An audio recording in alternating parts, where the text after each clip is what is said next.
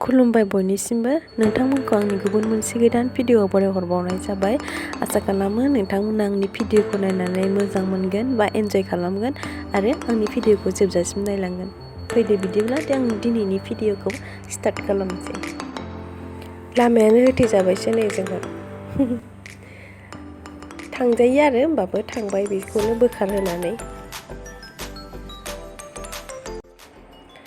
जोङो दायो थांनो ओंखारदों पानबारियावहाय आरो बेवहाय मोनसे कालि मन्दिर दङ। ओमफ्राय बेवहायनो मेला खुङो आरो बेवहायनो जोङो दा नायनानै फैनोसै माबायदि मेला जादों। फैयै फैयै नै सफैबाय आरो मन्दिराव। फार्स्टआवहायनो जोङो मन्दिरखौ नायहैग्रोनोसै आरो बेनि मन्दिरा बिराद समायना होननानै खोनाबाय थादों आरो मानसिफोर थांनायखौहाय मानसिफोर खिन्थानायखौ, ओंखायनो जोंबो नायनो होननानै फैथारबाय। नोंथांमोनाबो नायलांबाय थादो मन्दिरा माबायदि, मेलाया माबायदि जादों। आं नोंथांमोननो दिन्थिलांबाय थानोसै, नायलांबाय थाबानो जाबाय।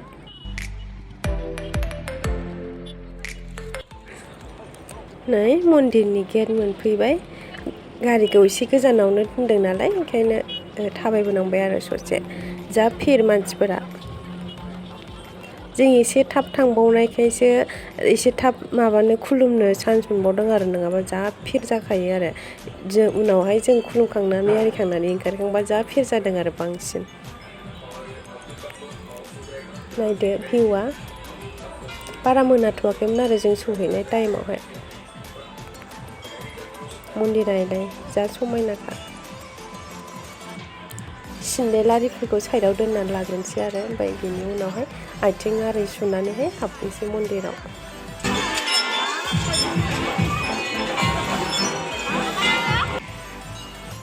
बेलायथो मन्दिरा जि मोजांखा, जि साफा आरो सिङावबो क्लिनथार।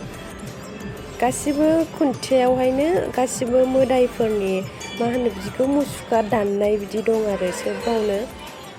जेरैबो माने मोदायनि माबा मुसुखा गोजा आरो सोबावनो मन्दिर सिङावहाय गासिबो। बेलाय नोंथांमोना नुखादों आरो। सोरगिदिं गासिबो भगबान गोजा आरो बे मन्दिरावहाय। मा होनो आफा गनेशनि, माइनावनि, ओमफ्राय माबा मोदायफोर गासिबो दंजोबो आरो बेयाव।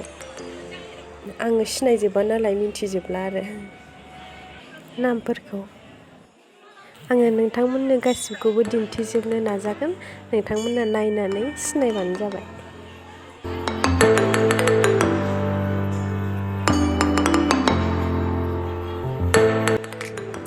भिरथार नै, जा गोबाव टाइम लादों बेवहायनो खुलुमनायावनो आरो।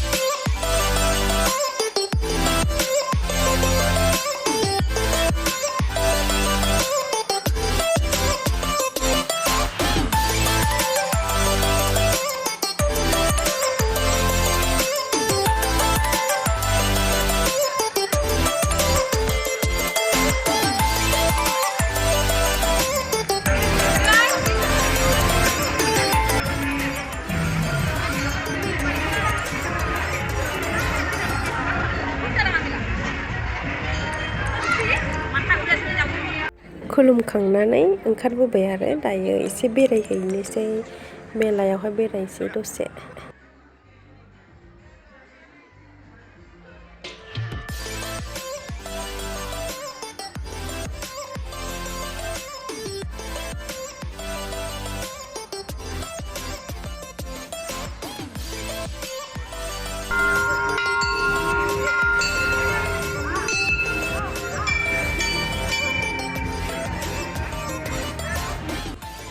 नै ओमफ्राय गथ'फ्रा दसे गेलेनो लिंबाय थानायखाय बिसोरखौ गेलेहोफैग्रोबाय आरो आगोल। ओमफ्राय बिसोर गेलेखांबासो जोङो एक्सप'थिं बेरायनो मोनसिगोन आरो। लेंबाय थानायखाय गेलेहोफैग्रोबाय, फोथाया मालाय गेलेगासिनो नै।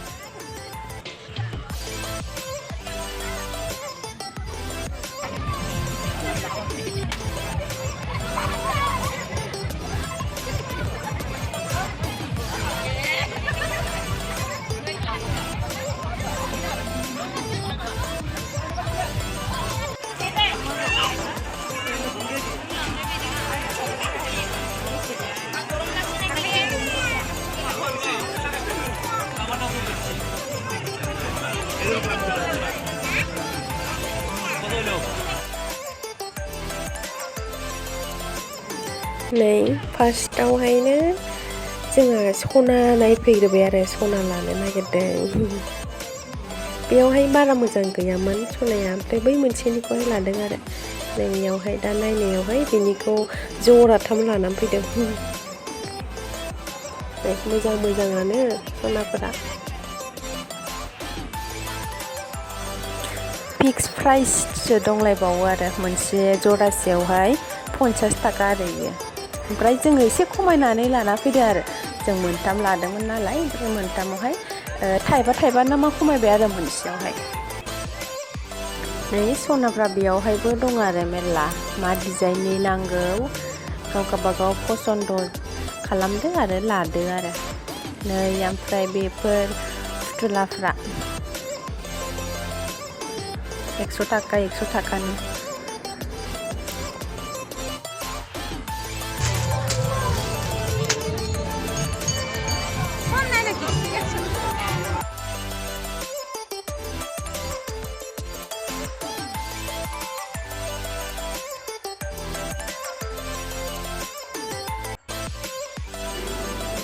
नै बेगफोरा, बेग नायदों आरो जोङो, आङो बेग लानो नागिरदों नालाय, ओंखायनो बेखौनो दा बासिगासिनो आरो। बेयाव बे मोनसे दखानावहाय आङो मोजां मोनाखैमोन आरो, ओमफ्राय बेयाव मोजां मोनैखाय बेलेग दखानाव थांनानै लाहैदों आरो।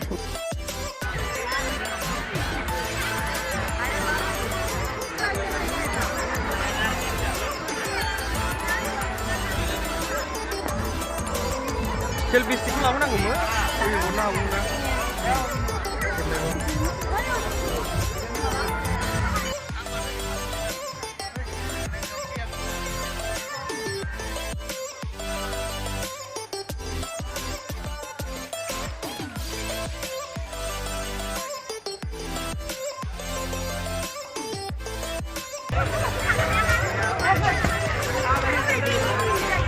गोजां बोथोरनि नै गथ'फोरनि टपि, मजा आरि गासिबो।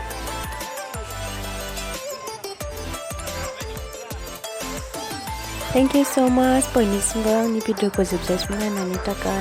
आसा खालामो नोंथांमोना आंनि भिडिअखौ नायनानै मोजां मोनदों। अन्नानै भिडिअखौ मोजां मोनदोंबा लाइक खालाम, शेयार खालाम, आरो आंनि चेनेलाव सोरबा गोदानै फैनायबोला चेनेलखौ साबस्क्राइब खालामना हो। बाय बाय।